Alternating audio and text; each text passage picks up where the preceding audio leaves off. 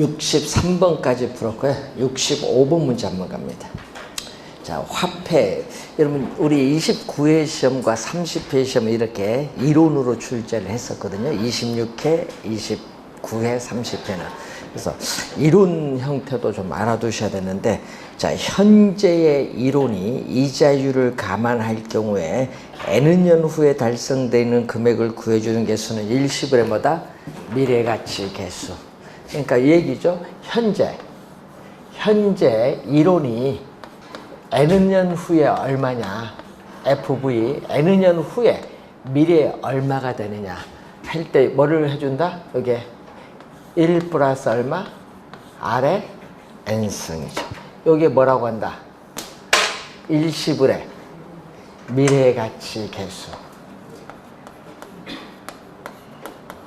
일시불의 미래가치 개수를 일시불의 내가 개수. 그럼 시험 문제 이렇게 내면은 OX 잘 이제 갑니다. 자, 원래 출제가 예상되는 지문이 있어요. 여러분, 이게 일시불의 내가 개수 1 플러스 R의 N승은 요거는 암기를 해놔야 되는데, 시험 문제 이렇게 출제. 이자율이 R이거든요. 이자율이 상승하면, 예? 이자율이 상승하면은 일시불의 내가 개수는 어떻게 돼? 어떻게 돼? 여기 일시불의 내가 개수인데, 여기 10%에서 20%로 오른다. 1 플러스 0.1의 N승이 1 플러스 0.2의 N승하면 어느 게 커요? 1.1의 N승이 커요? 1.2의 N승이 커요? 1.2가 크지. 그러니까 고민을 해야 돼요, 이것도. 그렇지. 아니, 현재 1억이 5년 후에 얼마냐?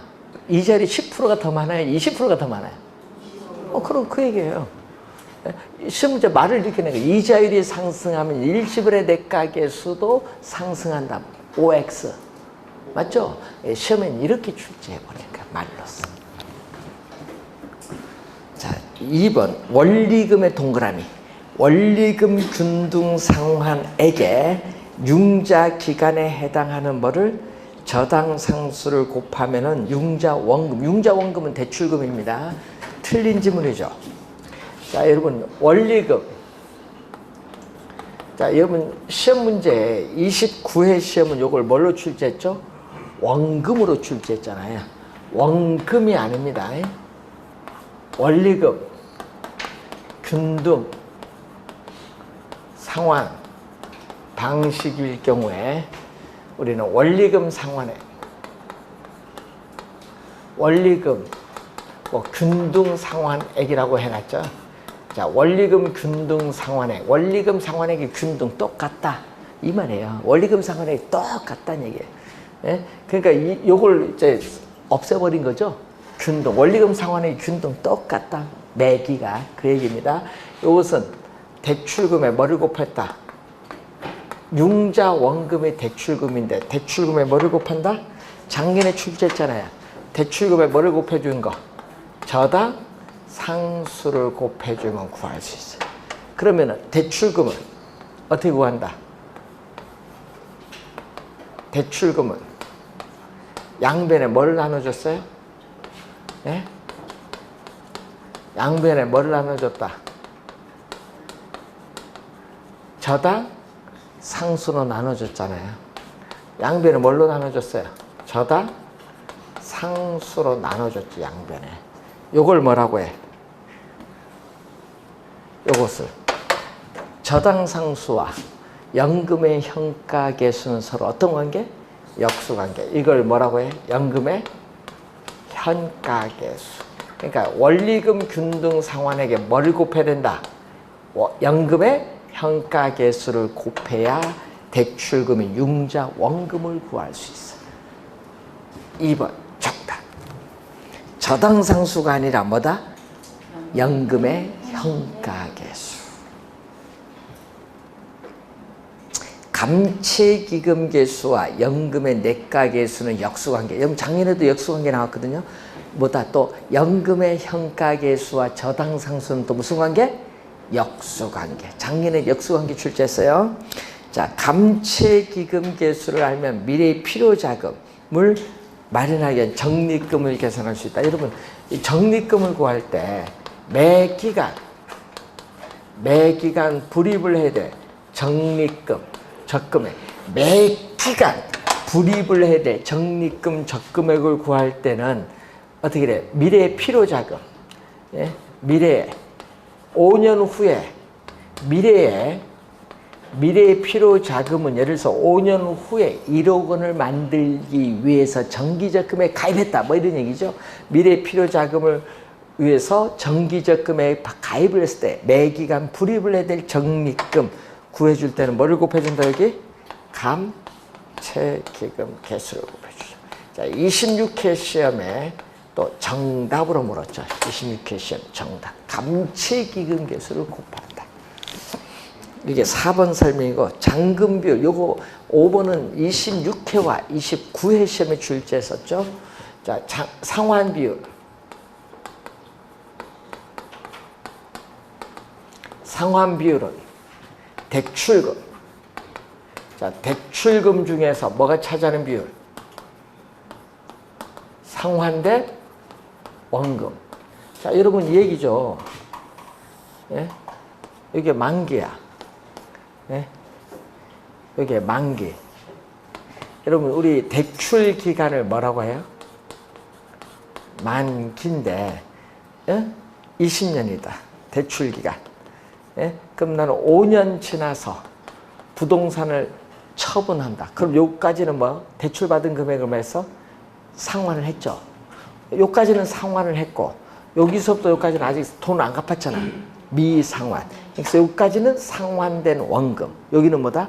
미상환된 원금. 합치면 대출금이 되지. 그러니까 상환된 원금, 상환 비율 여기까지는 갚았던 얘기예요. 그러면 여기다가 뭐 잔금. 요게 어려운 용어지. 잔금 비율. 잔금 비율은 대출금 중에서 뭐가 차지하는 비율? 미상환된 원금. 그럼 상환된 원금과 미상환된 원금, 여러분 여기까지는 상환된 원금, 여기서는 미상환된 원금 합치면 뭐다? 대출금이잖아.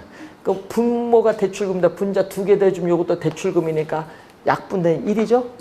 요거 1인데 29회는 요거 0으로 출제했어. 예? 1. 상환 비율과 잔금 비율의 합은 얼마? 1. 자, 만약에 65번 이런 형태로 나오면 맞출 수 있어야 되고, 또 66번 형태가 작년에 출제했죠. 이런 박스로. 자, 옳은 것을 모두 고른 거. 옳은 것. 자, 미래에 필요 자금을 마련하기 위한 적립금을 계산할 수 있다. 뭐를 알아야 돼? 적립금을 계산하기 위해서 뭐를? 감채기금 개수를 알아야 된다. 저당상수가 아니라. 기억, 틀린 질문. 니은 연금의 미래가치 계수와 감채기금 계수는 서로 어떤 관계? 역수관계. 또 연금의 현가계수와 저당상수? 역수관계. 연금의 미래가치란 매 기간마다 일정 금액을 불입을 해나갈 때 미래의 일정 시점에서의 원금과 이자의 총액을 말한다. 연금의 미래가치 개념. 그 정기적금 가입을 했을 때 만기됐을 때 받을 수 있는 원금 이자 총액이 얼마냐 이 말입니다. 만고 일시불의 현가계수는 어떻게 돼요? 자, 요거 일시불의 내가계수와 서로 어떤 관계? 예? 역수관계가 무슨 계수? 일시불의 내가계수와 일시불의 현가계수는 서로 어떤 관계? 역수. 1 플러스 R의 얼마? N승분의 1. 자, 여기서 또 여러분이 할인율 R이 뭐 할수록 지금 문제에서 네 번째 할인율이 상승한다. 자, 할인율이 상승하면 어떻게 돼요? 분모가 오르는 거예요. 자, 여러분 자동차 샀죠? 자, 자동차를 여러분 구입을 하면은 사는 게 있지. 채권, 지하철 공채 사잖아요. 자동차 사게 되면은. 그럼 지하철 공채 여러분 과거에는 몇 프로인 줄 아세요? 할인율? 할인율 과거에 몇 프로인 줄 아세요? 50%였어. 그럼 예를 들어서 공채를요 100만 원 샀어. 그럼 얼마 받는 거야? 사자마자 바로 현금화 시키면 얼마 받는 거야? 50%니까 50만 원 받다 예를 들어서. 근데 이 할인율이 너무 사채업자들이 너무 가져간다. 그래서 은행에서 여러분 공채를 매입을 한 거야. 이제 바뀌었어 법이. 그래서 할인율 18% 적용했어. 그럼 이제 얼마? 50만 같은 게 얼마 받아 이제? 예? 할인율 80몇만 원 받는 거 아니에요. 뭔지 알겠죠? 그 얘기예요. 예? 그런 얘기인데 할인율이 이게 0.1, 0.1, 할인 10%에서 할인 20% 갔다. 그러면 이게 점점 높아지면 분모가 커지면 전체 값은 작아지지. 할인이 높으면 작아지지. 현가계수가 작으면 현재가치 낮아지잖아요. 요 지문 시험에 자주 출제를 하는 지문. 말을 좀 바꿔서. 잘 알아둬야 돼요. 네 번째 지문. 그러니까 여러분 요 지문 두 개.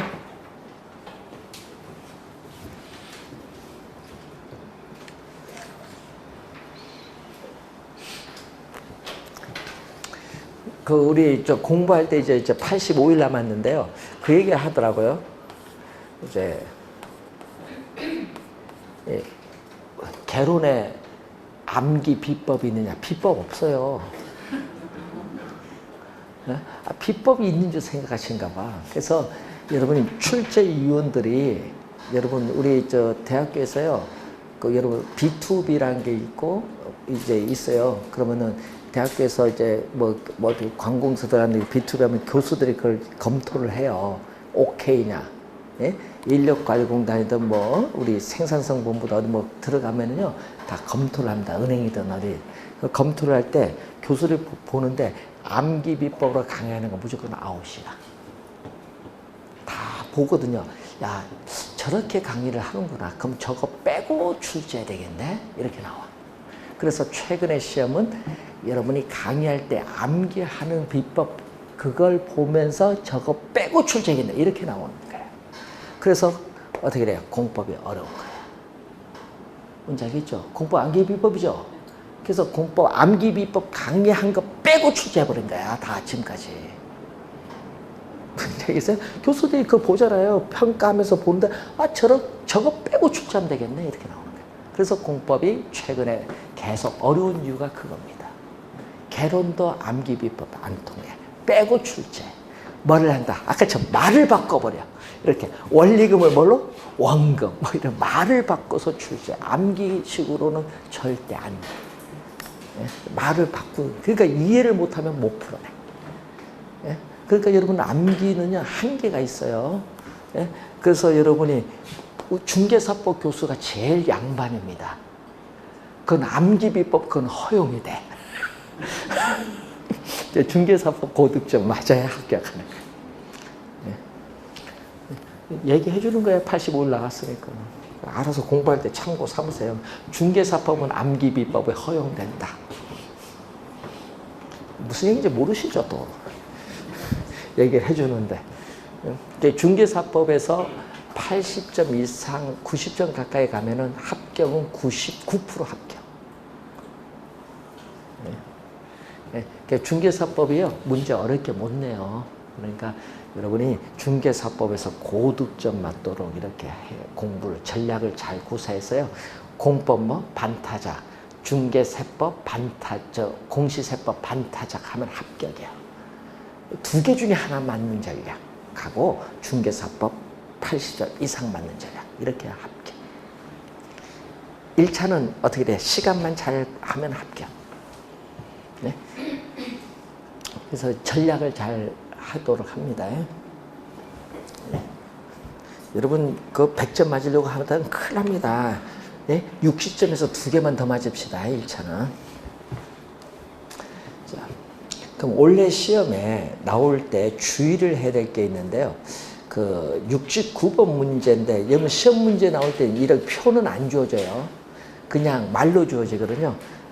69번 보면 이렇게 표 주어졌는데 그렇게 안 주어지고 예를 들어서 뭐 기간 뭐 10년의 저당 상수는 얼마 이렇게 주어져 숫자가 아예 표로 아니고 괄호 안에 해서 기간 10년의 저당 상수는 얼마 연금의 현가계수는 얼마 이런 식으로 숫자로 주어집니다 말로. 그러니까 이 표는 너무 크잖아요. 자, 지금 표로 주어졌는데 10년간 매년의 동그라미 원리금의 또 밑줄, 원리금 균등의 밑줄.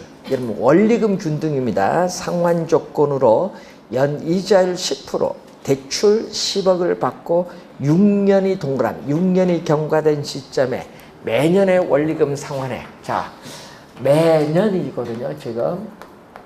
자, 여러분 무슨 방식? CPA. 원리금 균등 분할 상환 방식에서 매년의 원리금 상환액은 똑같죠? 매년의 원리금 상환액은 똑같은데 대출금 얼마? 대출금 10억 받았고 여기에 뭐를 곱해준다? 저당 상수를 곱해줘야지. 저당 상수. 여러분 요 수식은 매년 출제하거든. 요건 꼭 암기해야 돼요. 저당 상수인데 몇 프로? 연이자율 몇 프로? 10%. 대출기가 만기 몇 년? 10년. 요거. 그럼 표에서 우리 이렇게 나오거든요. 10년, 연이자율 10%, 10년의 저당 상수 얼마 이렇게 말로 주어져요. 문제에서. 그 표에서 보세요. 10년 찾아보세요. 기간 10년의 저당 상수 만나는 칸 얼마? 0. 여기 16 만나는 칸 0.16. 그 얼마 나온다? 1억 6천만 원. 10억에 곱하면 1억 6천만 원이 나와. 그러면 답은 1번 아니면 2번 두 개 중에 하나가 답. 이런 문제는 또 1번은 답은 안 하잖아요. 그럼 2번이 답. 1번은 답 잘 안 넣거든요. 투자를 해서 1번은 답을 잘 안 나요. 그런 것도 요령 있게 보고. 자, 우선은 1억 6천에 나오는데 거기서 또 하나 나왔어요. B. 미상환된 잔금 구하라. 몇 년? 6년 경과 후. 자, 6년 경과 후에 미상환된 원금. 미상환된 원금. 잔금액이 얼마냐? 그럼 요것은요. 미상환된 원금은 그럼 6년까지는 갚았네요. 6년까지 매년 원리금 상환액은 갚잖아요. 그러면 이제 7, 8, 9, 10을 6년 경과 시점으로 할인을 들어와야 돼요. 그래서 얼마? 이때는 원리금 상환액. 자, 매년에 원리금 상환액에 6년까지는 갚았어요. 여기 10년인데 몇 년까지는? 6년까지 갚았어. 그럼 4년 동안 요 경과 시점에 얼마 되느냐, 요걸 보는 거예요.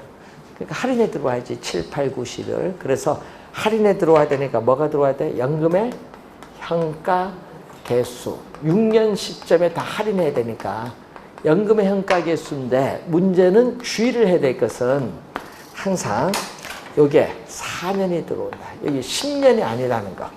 뭐다? 중도 상환 시점에서 만기까지 남아있는 기간이 들어와야 돼. 중도 상환 시점에서 만기까지 남아있는 기간 뭐죠? 잔여 기간의 연금의 현가 개수를 곱해줘야 돼.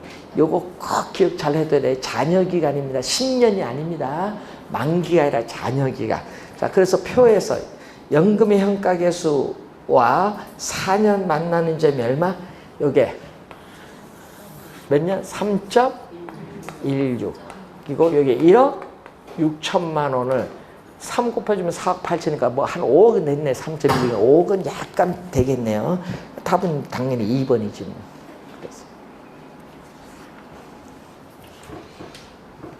자, 올해 시험에 미상환된 원금 구하는 거 잘 공부해 두셔야 됩니다. 만기가 아니라 뭐다? 중도 상환 시점에서 만기까지 남아있는 기간의 연금의 현가 개수를 곱해줘야 된다는 거 항상. 자, 71번 문제로 갑니다. 자, 여러분이 현금 흐름의 측정에서 매년 출제를 또 하죠. 자, 보유기간 동안에 부동산을 5년 보유했다. 자, 여러분 5년 보유하면요. 임대료 계산은 매년 계산하니까 몇 년 계산해야 돼. 5년 보유하면 5번 계산해야 돼. 그러니까 시험 문제 5번 계산하면 힘들잖아. 그래서 시험 문제 낼 때는 어떻게 돼? 첫 태 이렇게 붙여줘. 첫 태의 임대 수입 계산 과정이다. 이런 식으로. 네? 그래서 이때 영업, 운영, 영업에 따르는 현금 흐름 얼마냐. 현금 흐름은요, 돈 들어오고 나가는 거, 계산 얼마냐. 자, 요 계산이 매년 출제를 해요. 자, 최근 6년 동안은요, 최근 6년은 이론,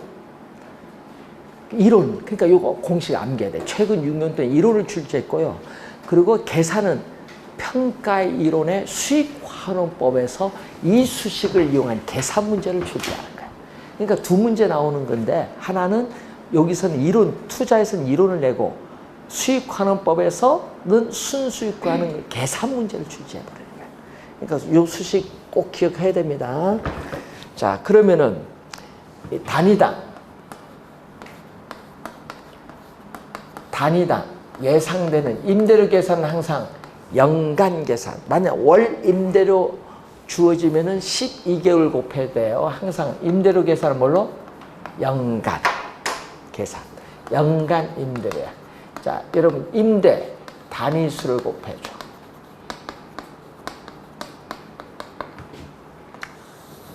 자, 여러분 임대 단위수를 곱해주면은 어떻게 돼요? 임대 단위수를 100% 완전히 임대되었을 때 얻을 수 있는 최대한의 임대료 수입을 뭐라고 한다? 가능 총소득이다.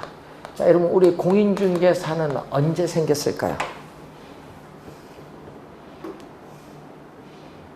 모르세요? 공인중개사 언제 생겼어요? 지금 시험 몇 회예요? 그러니까 뭐 얼마 안 됐지 공인중개사는. 근데 공인중개사가 옛날에 뭐 했어요? 과거 떡방, 복덕방이 있잖아요. 예? 예? 근데 그게 언제 생겼어요? 복덕방. 중개사 공부하시는 분 맞아요? 언제 생겼어요? 아니 임대 임차인 관계 언제 생겼어요? 아, 복덕방 그거 거래하는 거 아니에요? 언제 생겼어요? 아, 요즘 가끔 요게 요즘 전월세 얘기하다 보니까 누가 묻더라고. 언제 생겼냐고 하니까, 그거 모르시는 분 많대. 언제 생겼어요? 예? 여러분, 정식мен칭, 여기 거강꾼인데, 옛날에 거강꾼이라는 용어 나온 게 고려시대예요. 삼국시대에는 그게 없었고, 고려시대 거강꾼이라는 용어가 처음 나왔어요. 예? 후삼국시대 넘어서 고려시대에서 이제 본격적으로 됐는데, 그때 이제 임대차 계약이 활발하게 이제 전개가 되는 거예요. 이제 조선시대 오면서 이렇게 하는데, 그 오랜 세월, 거의 1000년 가까운 세월인데, 이걸 단순히 없애겠다? 쉽지가 않아요. 예? 예? 쉽지 않은데, 이게 과거로부터 정통적으로 내려온 건데, 쉽지가 않아요. 그래서 전세제도가 우리나라에만 있는 독특한 제도입니다. 다른 국가에는 없어. 외국에서 우리나라 전세제도 보면 신기하다고 생각해요. 외국은 다 뭐다? 렌트, 월세라고 하죠. 그 우리 하면 월 얼마 나오잖아요. 월 얼마 12개월 곱해주는 거. 이런 문제. 우리 여러분 계산하기 쉽도록 여러분에게는 연간 얼마 이렇게 출제를 해주는 거지. 계산하기 쉽도록 여러분에게는. 자, 그러면은 요거 하면은 뭐죠? 가능 총소득에서 100% 임대되기 어렵죠. 여러분 임대차 계약 기간 끝나서 신규 임차 구할 때 또 한 2개월 공실이 될 수도 있죠. 그럼 공실이 생길 수도 있어요. 그리고 또 임차인이 임대료를 지불하지 못하는 경우도 있을 수 있죠.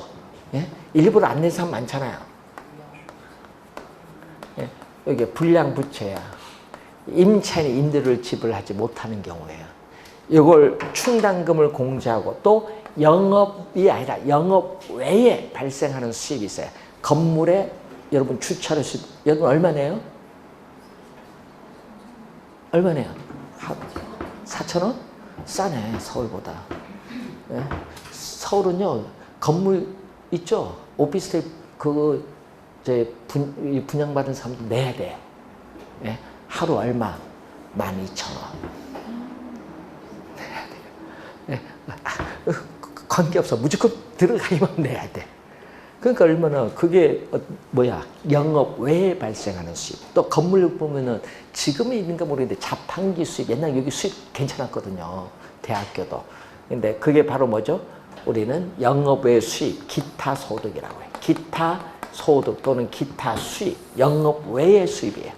자, 여기서 이제 또 뭐를 뺀다? 요거 더해주면은 여기 유효, 공시를 고려한 임대료 수입, 유효 총소득. 요거는 공시를 고려한 임대료 수입이에요. 이제 수입 들어왔으니까 부동산 운영하는데 드는 비용 있죠. 비용 지출해야 될 거 아니야. 비용. 그걸 부동산 운영에 따르는 비용, 영업 경비를 우리는 운영 비용이라고 해요. 운영 비용. 여기에 대표적으로 여러분 뭐가 있어요? 재산세. 예? 재산세. 뭐 종합부동산 내리신 분은 여기 들어가면 돼요. 보유세니까. 그리고 또 건물에 또 뭐를 내야 돼? 화재 보험료. 화재 보험료가 있어요. 자, 이런 식으로 있고 유지비, 관리비, 수선비, 각종 부담금, 또 관리회사랑 관리가 이루어지면 관리인에 대한 급여, 봉급, 관리회사의 관리인에 대한 인건비 있죠? 이걸 또 경비 속에 포함시켜요. 문제는 이걸 빼줘야 뭐가 나온다? 순영업소득. 이건 평가이론에서는요, 순영업소득, 순수익이거든요. 요거 구하는 걸 잘 구해야 돼. 시험 문제. 평가에서는 순수익. 이때 영업경비에 포함 안 되는 게 있어요.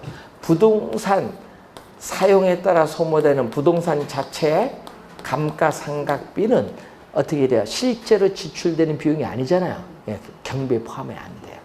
그리고 뭐가 또 안 된다? 소유자 급여는 포함이 안 돼요. 소유자 봉급. 소유자 봉급 안 되고요. 또 개인적인 업무 비용도 안 돼. 개인적인 업무 비용도 안 되고요. 또 부동산 가치를 증가시키는 자본 지출액, 자본적 지출액 뭐가 있어요? 뭐 대수선비 같은 게 있잖아요. 이런 것은 포함이 되지 않는가. 자, 그래서 뭐가 있다? 거기 영업경비에 해당되지 않는 것 전부 뭐가 있어요? 소멸성 보험료는 화재 보험료예요. 자, 뭐가 있다? 공실 및 불량부채 안 들어가죠? 이 공실 및 불량부채는 경비에 안 들어가잖아요. 그 디귿 안 들어가고 소득세 안 들어가요. 또 부채 서비스액 원리금 상환액도 안 들어가요. 그리고 뭐 안 들어간다? 자본비 지출도 안 들어가요. 그래서 여러분 여기다가 또 순수익에서 대출을 받아서 부동산을 취득을 할 때는 또 뭐가? 부채 서비스액인 원리금 상환액. 부채를 갚아야겠죠? 대출금에다. 부채를 갚으면 뭐가 나오죠? 세전 현금 흐름, 세전 현금 수지가 나오고, 세전이니까 뭐를 갚아야 돼? 또 소득세를 납부해야겠지. 영업에 따른 뭐를? 소득세를 납부하면 뭐가 나온다? 세후가 나오죠. 세후 현금 수지, 세후 현금 흐름이. 자, 요거 시험 문제예요. 포함되는 거 안 되는 걸 알아야 돼요. 그래야 계산이 돼요. 왜? 순수익 구할 때. 자, 70 우리 관련해서 2번은 뭐를 구하는 거? 순영업소득이나 아까 영업경비에 포함되는 거, 안 되는 거. 자, 유효총소득 여기 1억이거든요. 여러분 여기 가능총소득 신경 쓸 필요 없어. 유효총소득 주니까 이게 1억. 1억이 나왔어요. 그럼 경비만 빼면 돼. 경비. 자, 수도광열비 포함, 화재보험료 포함, 관리비 포함, 감가상각비는 포함되지 않음, 재산세 포함, 소득세는 포함되지 않는다. 포함되는 거 다 대보세요. 그거 1억에서 빼주면 돼요. 이런 문제는 뭐 점수 주려고 내는 문제. 영업경비에 포함되는 거, 안 되는 거 알면은 우리 구할 수 있다. 자, 73번 문제 보시면은 회계 기록을 검토하여 부동산 평가에 사용될 수 있는 수입 지출 명세서를 작성하고 있다. 회계 기록상 누락되어 있는 것 중에서 안정적인 영업경비, 요 영업경비를 구하는데 첨가되어야 할 항목은 뭐죠? 불량부채에 따르는 충당금 요거 들어가면 안 되죠? 경비에. 또 뭐 저당지불액은 뭐예요? 부채 서비스액이에요. 저당지불액 부채 서비스에 들어가면 안 되고, 감가상각비 영업경비에 들어간다 안 들어간다? 안 들어가지. 개인적 업무비도 안 들어가지. 뭐 들어간다? 각종 부담금. 부담금은 들어가, 경비에. 이런 뭐 오염 배출에 따른 부담금이라든지 뭐 환경 오염에 따른 부담금 이런 게 있잖아요. 이런 건 들어갑니다. 교통 유발 부담금. 여러분 건물 같은 경우 대형 건물은 교통 유발 부담금 내야 안 내요? 내잖아요. 뭐 롯데 쇼핑 이런 냅니다. 그런 부담금은 여기 들어가요.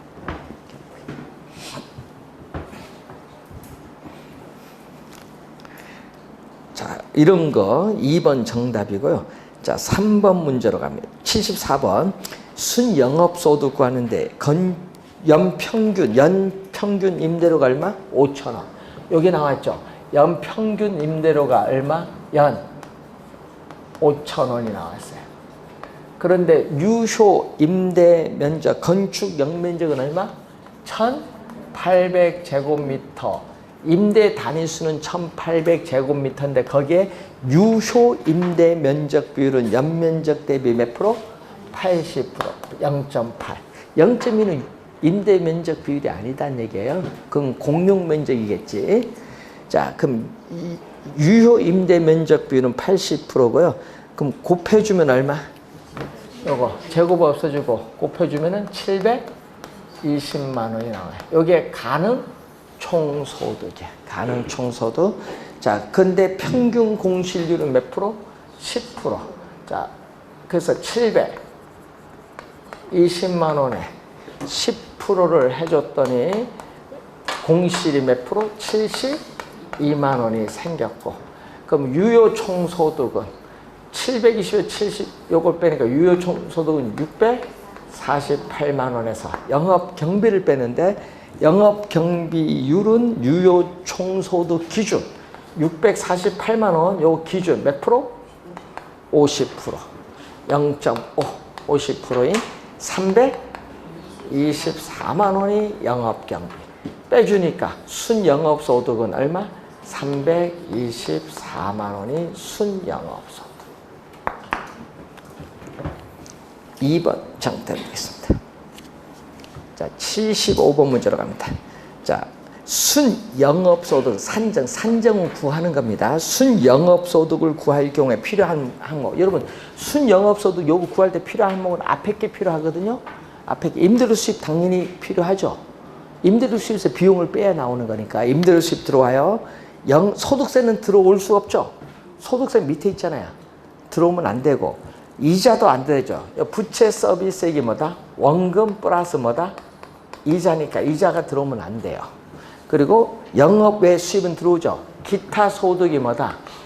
영업 외에 발생하는 수입이잖아요. 이건 들어와요.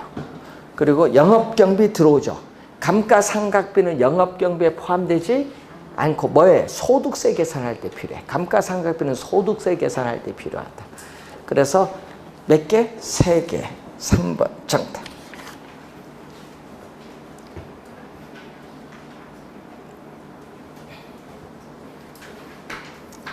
자, 77번. 오피스 빌딩의 순영업소득을 구할 때 필요한 항목이 아닌 거. 답 보이죠? 뭐다? 요 밑에 있는 거. 예? 부채 서비스액, 원리금 상환액이 부채 서비스액. 요거는 밑에 있으니까 필요가 없지. 2번 정답이죠. 자, 78번. 옳은 것. 요구 수익률은 해당 부동산에 대해서 획득할 수 있는 최대 동그라미. 최대가 아니라 최소한의 수익이야. 여러분, 요거 말 잘 바꾸거든요. 최대 동그라미 치시고. 총투자 수익률, 우리 지대 때 효과 배웠죠. 총투자 수익률은 세전현금 수지를 지분 투자로 나누는 건 총투자 수익률이 아니라 무슨 수익률? 지분 수익률. 여러분, 그 2번은 무슨 수익률? 지분 수익률. 총투자 수익률이 아니라 지분 수익률. 지분 수익률은 세전, 지분에 대한 대가, 세전, 현금 수지를 뭘로 나눈다? 지분 투자이고. 자기 자본, 지분 투자이구나. 2번, 틀린 질문. 3번, 기대 수익률이 요구 수익률보다 작으면 투자 기간. 채택이 아니라 기간. 순영업소득 구하는 과정에서 재산세는, 여러분, 순영업소득 구할 때 재산세는 뭐? 차감 하나. 소득세는 여기 차감하지 않습니다. 4번 정답.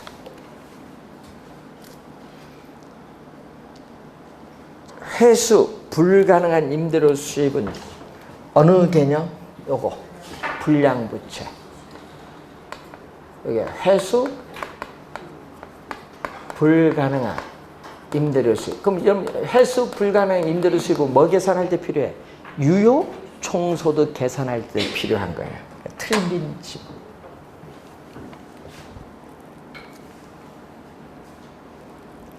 자, 79번. 부동산 투자회사 주식회사 누리는 1,000억 원에 구입한 임대형 빌딩을 운영하고 있다. 조소득 순수인데 뭐를 기준했다? 관로안에 유효 뭐를?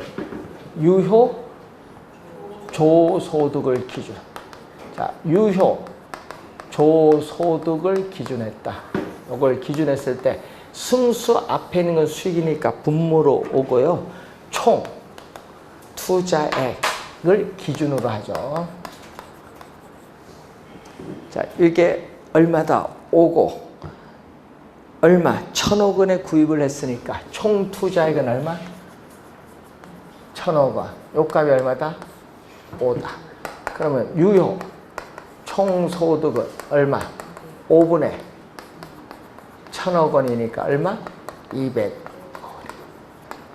원이 나오죠. 유효 총소득은 200억 원이 나왔어요. 자, 운영 경비 비율이 얼마? 40%다. 경비 얼마? 200억에 40%가 해당하죠. 운영 경비 40% 하니까 얼마? 80억 원을 빼주니까 순 영업소득은 얼마? 120억 원이 순 영업소득. 5번 정답. 자, 80번 문제 갑니다. 다음은 대상부동산의 1년 동안 예상되는 현금 흐름이다. 순영업소득 얼마냐? 자, 임대 면적당 매월 동그라미. 매월 임대료가 2만 원이에요. 매월 임대료가 2만 원이면 연간 얼마? 연간 가야 되니까 24만 원. 되겠어요? 그럼 연간 임대료 여기 얼마다? 24만 원이야. 연. 얼마? 제곱미터. 근데 임대 면적 얼마? 100 제곱미터. 곱해줬더니 가능 총소득 얼마? 2,400만 원이 가능 총소득. 구했고 공실 손실 상당액은 여기서 가능 총소득 2,400만 원에 몇 프로다? 5%. 그러면 120만 원을 공제해줬더니 얼마? 2,280만 원이 유효 총소득.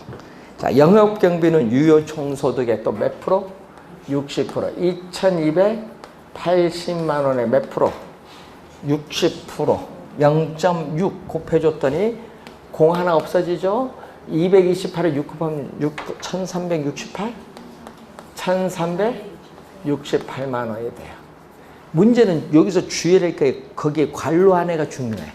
감가상각비 200만 원이 포함됐다. 여러분, 요 1,368만 원 안에 감가상각비 200만 원 여기 들어있다는 얘기죠. 그런데 문제는 아까 늘 얘기했지만 감가상각비는 영업경비에 포함된다 안 된다?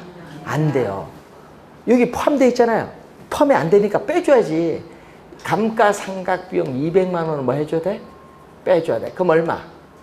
1,168만 원이야. 1,168만 원을 빼야 돼요. 어디서? 요건 포함이 안 돼. 감가상각비 빼준 1,168만 원 얼마? 2,280만 원에서 1,168만 원을 빼주면 얼마? 1,112만 원이 정답. 순영업소득. 3번 정답. 주의를 진짜 해야 될 것은 항상 감가상각비는 영업경비에 포함되지 않는다. 꼭 기억해 두셔야 돼요. 그게 포인트. 나중에 계산하면 요거 잊어버리고 계산합니다. 요거 안 하고 그냥 요거 빼서 딱 해서 나 맞는데 이렇게 나오면 큰일 납니다. 81번 이런 문제 틀렸다. 큰일 나. 이거 점수 주려고 내는 문제입니다. 자, 뭐 하더라? A 요거네. 여러분 암기돼 있어요? 어떻게 있어요? 공, 마이너스는 돈 나가는 거. 공영, 부, 소. 네? 공실 및 불량부채, B 얼마? 영업경비, C 부채 서비스에 되겠죠? 요게 A, 요게 B, 요게 C. 들어오면 되는 거. 4번 정답. 이건 점수 주려고 내는 문제. 이런 것은. 자, 82번 문제. 자, 다음과 같은 임대주택 사업의 세후 현금 수준인데, 자, 순영업소득 얼마?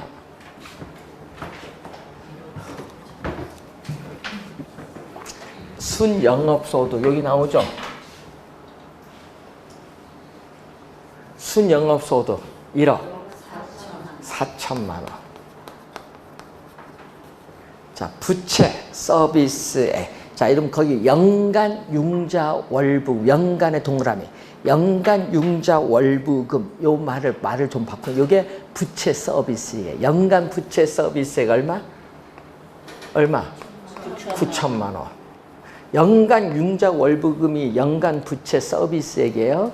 뺐더니 세전 현금 수준 얼마? 5천만 원에 뭐를 빼야 돼? 소득세를 빼야 되는데, 소득세는 어떻게 구한다? 순 영업소득 얼마? 1억 4천만 원에서 대체 충당금은 지금 없으니까 제로.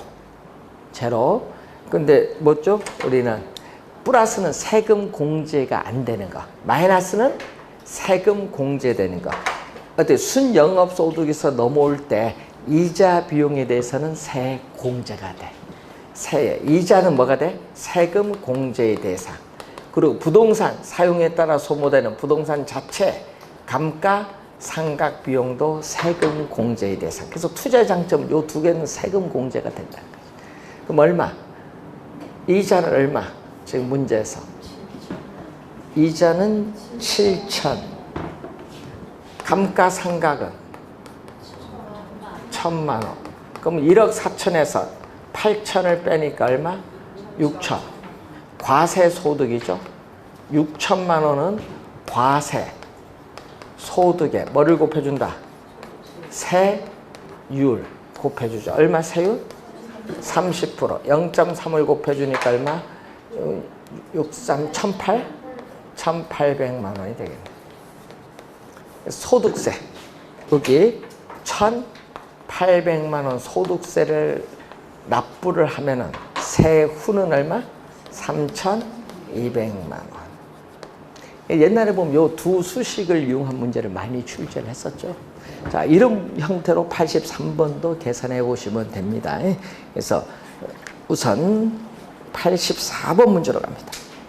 자, 사무용 빌딩의 현금 흐름 분석에 관한 설명으로 틀린 것. 자, 영업의 현금 흐름 중 가능 총소득은 항상 순영업소득보다 크다. 여러분, 최대한의 임대료 수입은 순수익보다 커요. 왜? 비용을 지출했기 때문에 항상 큽니다. 1번 맞고, 2번 세전 현금 수준은 소득세가 감안됐다. 세전이니까 소득세를 감안하지 않았죠? 소득세 감안되지 않았어요. 맞는 질문. 3번 매도 가액과 순매도액의 차이. 자, 처분 시에 매도 예상되는 가격에서 뭐를 뺀다? 매도 경비 비용이죠. 매도 경비 비용을 공제해주면 뭐가 나온다? 순매도액. 그러면은 뭐가? 매도 가격과 순매도액의 차이가 뭐가 돼? 매도 경비 비용이 되지. 그래서 3번 맞고, 4번 영업소득세가 세금 면제돼요. 그러면 이게 제로야. 여기 면세되면 소득세 제로. 그러면 세전 세후 같다. 세전 세후 같다. 틀린 지문은 몇 번? 4번. 순영업소득, 요거 순영업소득과 세전현금 수지 차액은 뭐다? 부채 서비스액인 원리금 상환액이 된다. 요게 5번 살. 자, 85번. 오피스 빌딩의 현금 흐름 분석에 관한 설명으로 증가 세전 매각 현금 흐름의 미상환 대출 잔액 얘기거든요. 자, 미상환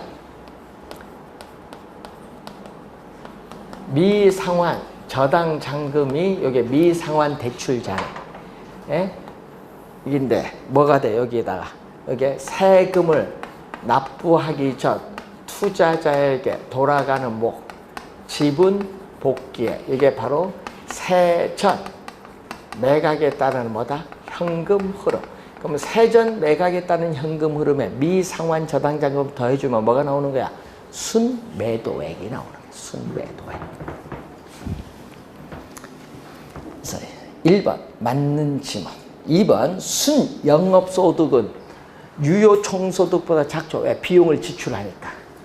3번 세전현금 흐름과 세후현금 흐름 요 두 개의 차이는 뭐다? 영업소득세. 그리고 타인 자금을 동원하지 않는다.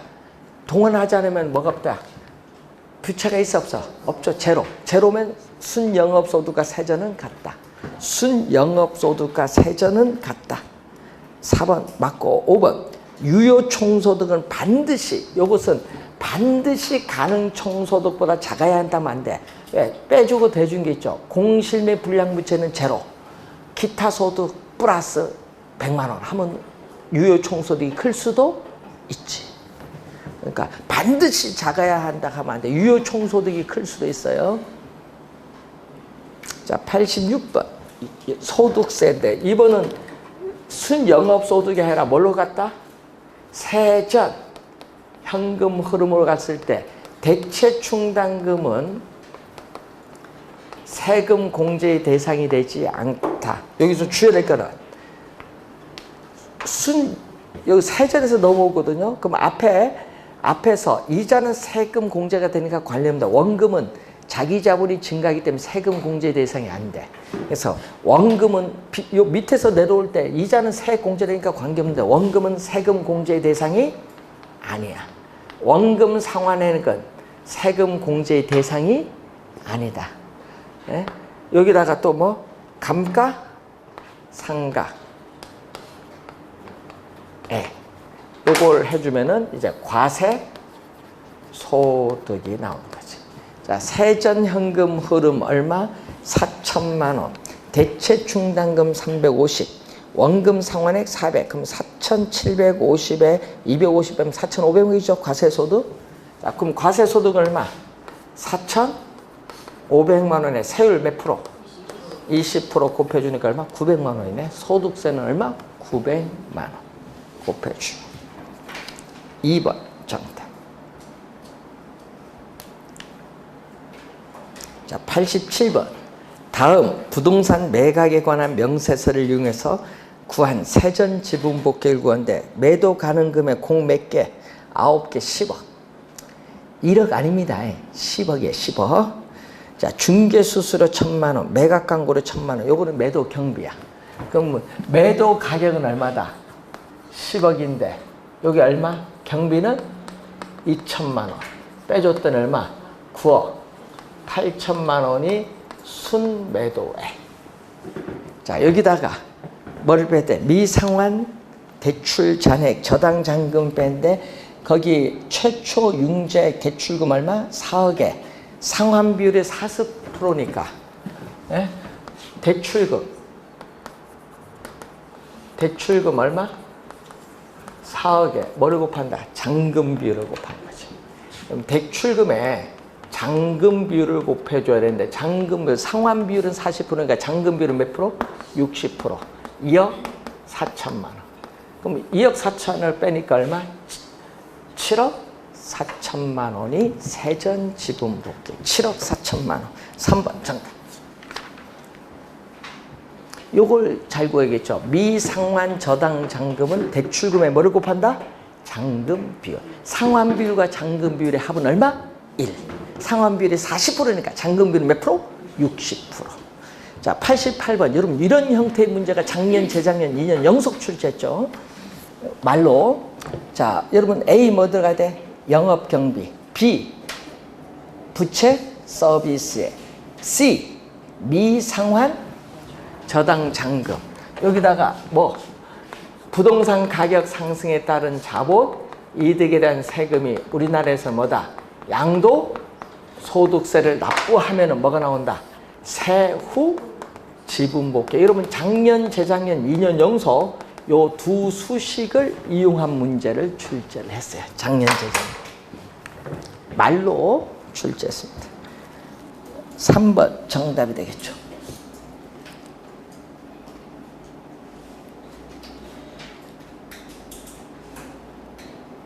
자, 89번. 자, 세후 지분복귀 구한데 매각 예정 가격 얼마? 100억. 여기 100억. 매도 경비는 100억에 몇 프로? 몇 프로? 5%. 하니까 얼마? 5억. 그럼 얼마? 순매도액은 95억. 자, 순매도액은 95억인데 대출, 기초에 융자액 대출금은 50억에 기말, 기초하면 돼. 기말, 잔금 비율 54%예요. 50억에 대출금 50억에 몇 프로? 잔금 비율 몇 프로? 54% 해주면은 약 얼마 나오냐? 7억? 27억? 50%면 25억이니까 27억을 빼주니까 얼마? 90억에 27억 빼니까 얼마? 58억? 56억? 3번 정답.